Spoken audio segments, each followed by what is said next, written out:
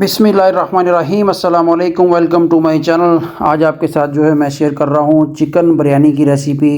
Chicken biryani जो है बहुत ही मज़ेदार बनती है। देखिए लाजवाब बिरयानी बनेगी। चलिए तैयार करते हैं। पानी मैंने जो ले लिया था 4 गिलासों के हिसाब से 8 गिलास, उसमें जो मसाला डालेंगे, छोटी इलायची, लौंग, काली मिर्च, कड़ी पत्ता और दालचीनी का छोटा सा पीस और एक बादियान का पीस। इस टाइम जो 3 से 4 चम्मच जो नमक आपने तेज़ डालना है, जो कि चावल डालने के बाद कम ना हो। अभी 4 गिलास चावल थे, मैंने धो के साफ़ करके पानी में 1 घंटा पहले भिगो के रखे हुए थे, वो इनमें ऐड करेंगे और हल्का सा चमचा लाएंगे और उसको ढक्कन लगा दिया। ढक्कन 5 मिनट बाद निकाला है। चावलों को चेक करेंगे। चावल हमारे जो 70% जो पक चुके हैं।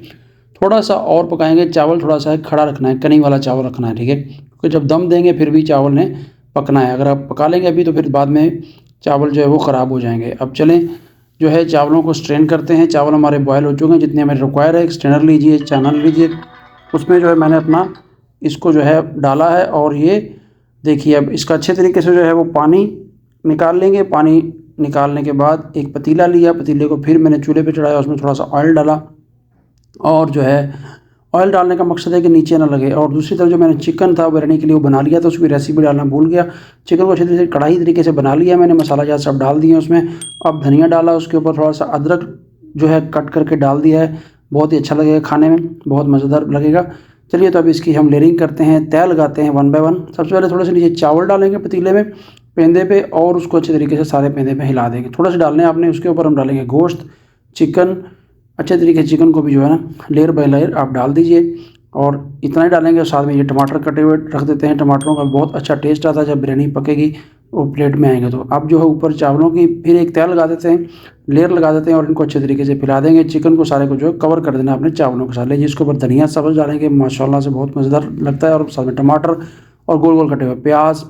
और अब इसके ऊपर जो फिर तीसरी लेयर है जो चिकन की लगाएंगे अच्छे तरीके से। चिकन चावलों के ऊपर देखें, सारा चिकन लगा देना है, मसाला डाल देना अच्छे तरीके से। इस तरह आप जो है दम वाली बिरयानी, तय वाली बिरयानी को यही कहते हैं। इस तरह बनती है। 4 गिलास चावल हैं और कम से कम 1.5 से 2 किलो जो है वो चिकन है। चिकन में ज़्यादा डाला है। अब इसके ऊपर जो एक लेयर और चावलों की डाल देंगे, ठीक है। थोड़े चावल बचा देते हैं टॉप के ऊपर रखने के लिए। मेरे पास चिकन और बचा पड़ा है।